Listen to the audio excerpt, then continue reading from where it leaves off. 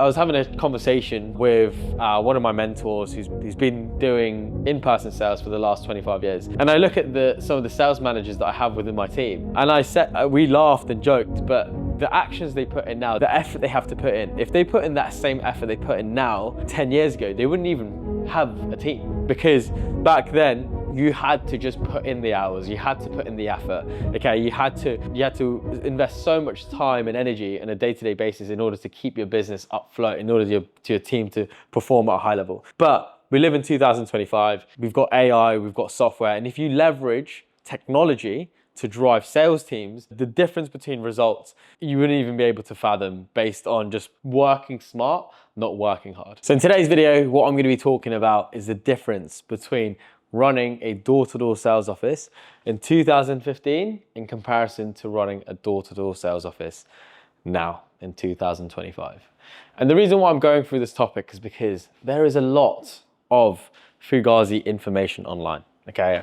A ton of people that have had experience either running door-to-door sales offices in the past, people that are sales reps that have had experience being in a door-to-door sales office maybe 10 years ago, maybe 5 years ago. And just like every business, things change, either evolves or it gets worse.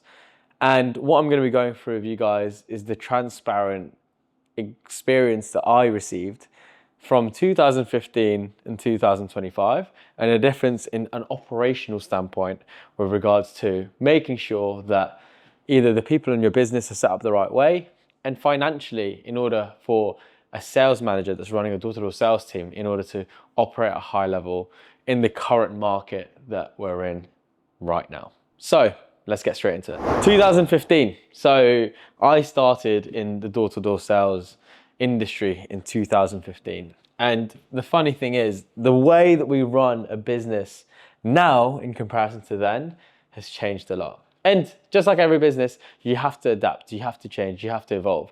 It's like, for example, when I was growing up in the UK, Little Britain was huge, okay? It was a huge TV show.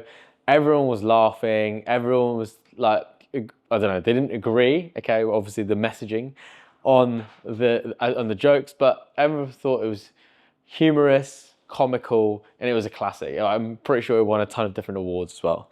2025, if you made those exact same jokes now, do you think they would still be on television? Definitely not. The television industry has had to evolve, they've had to change, they've had to adapt. And it's exactly the same in the door-to-door space. If you don't move forwards, you're going backwards. If you don't move forwards, you become extinct. And it's exactly the same operationally with regards to how you should run a door-to-door sales office in this current age. In 2015, let's talk about the time. I remember when I started off in door-to-door sales and when I started running an office in door-to-door sales in 2015, the time you would have to come in at, as a sales manager, you would probably be in at 8:30, maybe 8 o'clock, 8:30. Your team, you would run maybe a trainers meeting where you'd spend time with team leaders and teach them how to train, how to interview, how to manage a team properly. Okay, we'd probably spend an hour doing that. So from 9 o'clock to 10 o'clock, you'd run a trainers meeting. Now, after you've done the trainers meeting, you would have new guys come in from, let's just say, 10 o'clock all the way up to 11 o'clock. And it would be sales impacts, top performance from the day before. We would give them a little shout out. We would do a morning motivational meeting to get the guys going, and then they would go off to the field. The guys would go in the field from 12 o'clock all the way up to 8 o'clock, maybe even later sometimes. I know for a fact if I wasn't close to hitting my goals, I might have stayed for a little bit longer as well. But during that time, whilst the sales guys were in the field, okay, doing the sales, the schedule would be really simple. It would, as soon as the guys left to do the sales, you'd go grab some lunch, maybe a meal deal from Tesco's, don't know, maybe go to Greg's. If you're a little bit fancy, you'd go get a decent lunch from somewhere. And you'd probably have a half an hour break, okay, from anywhere between 11:30 all the way up to 12. You'd come back to the office, you'd set up the whole office, and you'd just be doing interviews the whole day. Okay, and again, the reason why is because if you look at 2015, we had a high churn rate. Okay, how many people wanted to do door-to-door sales? Was door-to-door sales promoted as an attractive job? It might not even promote it as an attractive job right now. However, back then it definitely wasn't. I remember when I first started in door-to-door sales, my parents, my family, my friends were like, what are you doing? It was just such an alien thing. However, now we live in 2025. Okay, I would say that door-to-door sales is actually promoted so heavily now. All the top entrepreneurs across the world, they talk about you have to start in sales and so on and so forth. And there's just so much access to that sort of information now and that type of influence. Whereas back then, it wasn't a common thing to talk about. So schedule, we would do 12:30 all the way up to about 5:30. So it'd be just stacked up 5 to 6 hours worth of interviews back to back. And it would be face to face as well. So we would have a back-end administrator or at the front of the business, and they would just be managing the lobby, and we would have hundreds of people that we would be interviewing back to back, back to back, back to back. No breaks really, an intense 5 hours of just interviewing, selling the dream basically, because who wanted to do door-to-door sales back then? Obviously no one. And yeah, so you'd be interviewing the whole time, and how the interviews would work was you would do maybe a 10-15 minute interview just to vet that person, see whether they were good enough for the role, and then you would invite them back for a second round interview the next day, okay? And they would go out on some sort of observation day. Now, it's a little bit different, okay? If you look at with regards to timing, if you run a door-to-door sales office now, how it works is maybe you would still do some trainers meeting, okay, in the mornings. I would always advise anyone who runs a successful team to make sure that you're catching up with your trainers, to make sure you're catching up with your sales reps. That is a novelty that you can't wear off. It's something that you consistently have to do. The development is always the priority of building any sales team, okay? So that hasn't really changed. The only thing that's really changed is really the interviewing, okay? So obviously we have the luxury now of online. So before even someone comes in for an interview, you can just send them maybe like a video, okay, that explains the whole company, that explains exactly what we do, exactly who our clients are, before they even walk in through the door. So before someone even walks in through the door, they have a lot of clarity with regards to the role. Also, with regards to the people that we interview now, back then, I remember I got catfished into the industry. They would advertise it as like marketing or so on and so forth. And to be honest, can I say to you guys that if I didn't think it was marketing, would I have started? Probably not. I didn't really know what door-to-door sales was, I'm gonna be honest.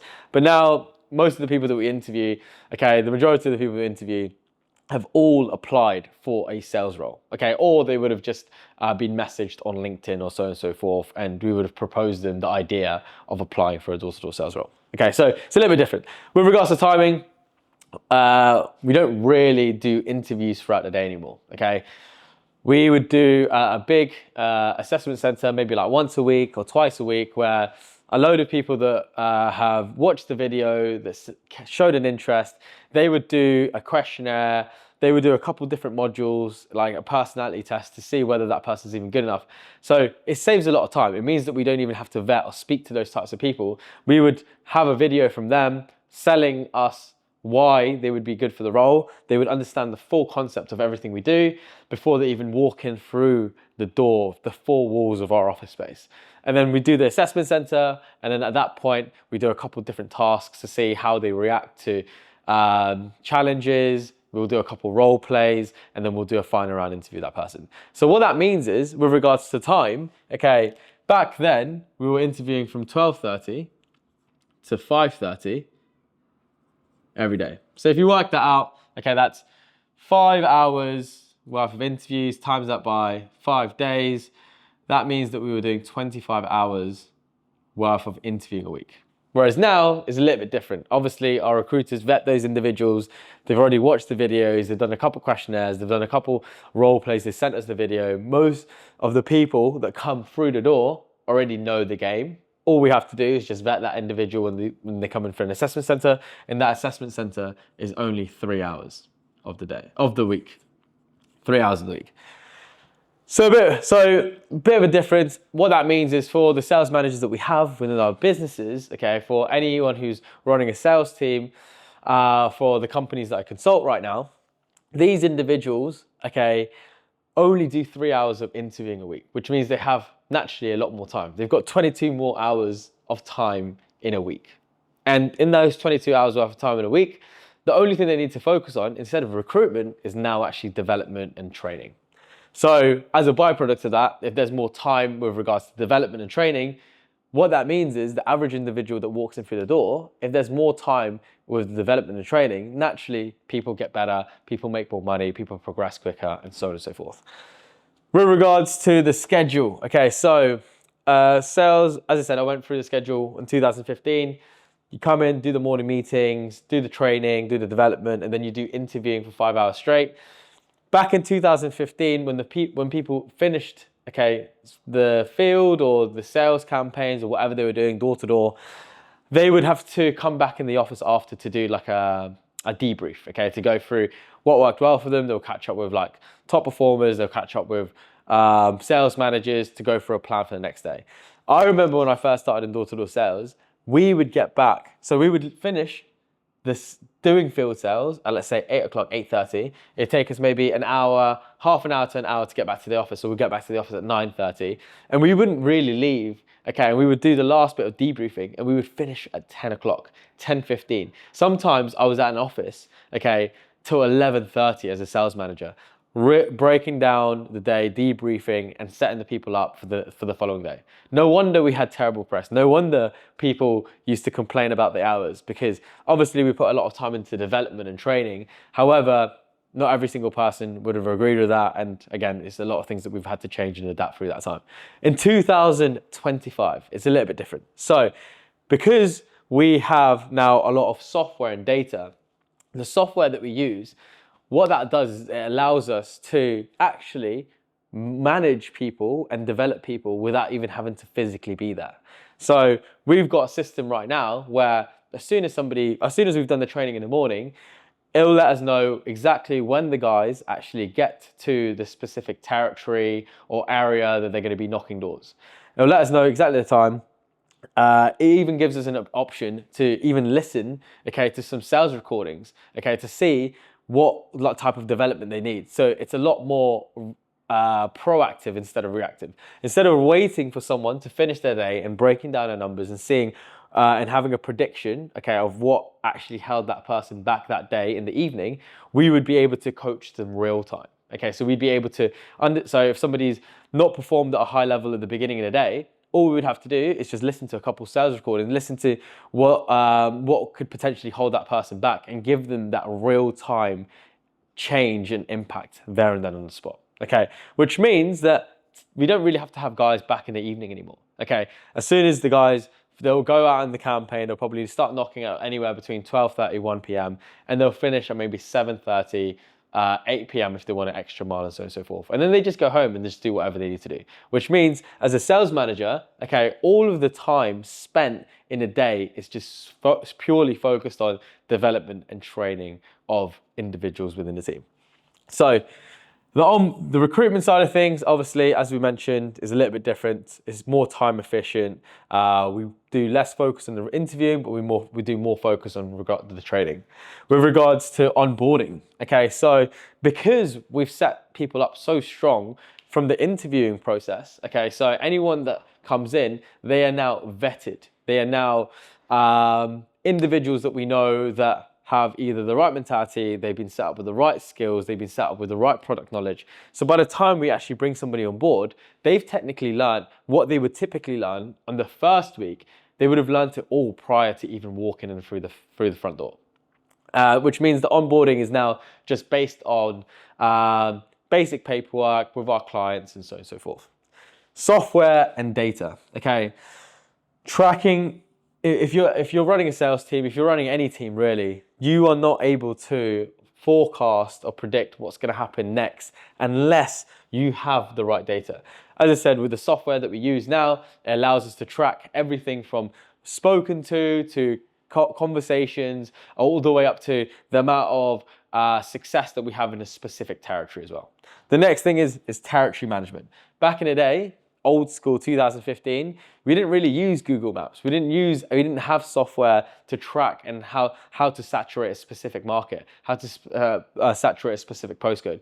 We would have to print off maps, color them in, tag them, date them, and put them in a Poppy folder. That's literally, in 10 years, I know it's crazy to think that that's what we used to do back then, but that's just what it was. Maybe there was a software that was available back then, but we were old school. We didn't do any of that. Everything was just paper, not very good for the environment. Obviously, things have changed now. Now, all of our tracking, all of our territory management is done through the multiple softwares that we use, which means that when we send people out to specific areas, we know that we're going to guarantee success in those areas because we've already got the data back end all digitalized from 10 years worth of information. The next thing is commissions. Okay, so when I first started in door-to-door sales, it was commission only. It was just what it was, okay? It was just a natural thing. It was just the most, it was something that had been a culture for years and years and years and years. And if it worked, you wouldn't change it. Obviously, now it's a little bit different. We have some of the offices that I consult, they have day rates, some of them pay salaries, and some people also still choose to go on a commission only output. However, when I first started in door-to-door sales, the average commission back then was £15. However, now the average commission now is £100. So in the last 10 years, there's been nearly a 10x increase with regards to commissions. And the benefit towards that is, number one, people don't have to do as much volume to do sales, but it means that the volume or the sign-ups that are done are much better quality as well. And then, which means that there's less clawbacks. Back then, I remember when I started, there was cancellations rates were through the roof, and the reason why was commissions were so low, which means people were actually doing whatever it took to make sure signups were done. However, now, because commissions are a lot higher, people get paid more money, the volume's got a little bit less. However, the quality is now a little bit better, which means it's a better long-term relationship for our clients as well. And it's so funny. I was having a conversation with one of my mentors who's been doing in-person sales for the last 25 years. And I look at some of the sales managers that I have within my team, and we laughed and joked, but the actions they put in now, the inputs, the effort they have to put in, if they put in that same effort they put in now, 10 years ago, they wouldn't even have a team, because back then, you had to just put in the hours, you had to put in the effort, okay? You had to put everything in, you had to invest so much time and energy on a day-to-day basis in order to keep your business afloat, in order to your team to perform at a high level. But we live in 2025, we've got AI, we've got software, and if you leverage technology to drive sales teams, the difference between results is you wouldn't even be able to fathom based on just working smart, not working hard. So for anyone that's confused, for anyone that was in direct sales like 5 years, even 2 years or 3 years ago, unfortunately the advice that you can give to anyone that's doing direct sales or door-to-door now, unfortunately it's not valid, because the business is completely different, the opportunity is different, even the sales process is different. So yeah, I just wanted to give you guys that full transparency. Any questions you have, any concerns, anything that you're struggling right now if you're doing door-to-door sales, put it in the comment page. I'll create some more videos to give you guys that advice. And if you're a sales manager right now and you don't have this technology to run your teams, let me know, hit me up, and I'm sure I can put you towards the right way. Sweet, thanks for your time.